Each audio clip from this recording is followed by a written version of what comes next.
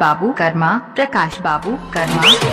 Boss छोड़ा boss अब करे नहीं देर रे, लेबो नहीं कम छोड़ी लेबो हम ठहर के।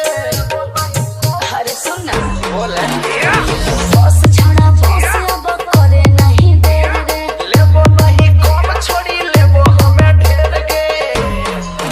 छोड़ा हमें तो नरम है तो ते हाथ कटा रे, अच्छा ये चुमा देली होठा में आग लगो कोठा में। होके चुमा देले होठा में आग लगई कोठा में। बुता दे प्रकाश बाबू कर्मा, प्रकाश बाबू कर्मा। दर्द बड़ी होबो छोड़ा घसे देना तेल रे, चुप चुप चुप छोड़ी होवे देना खेल के। अरे सुन ना, बोले दर्द बड़ी होबो छोड़ा घसे देना तेल रे, चुप चुप चुप छोड़ी होवे देना खेल के।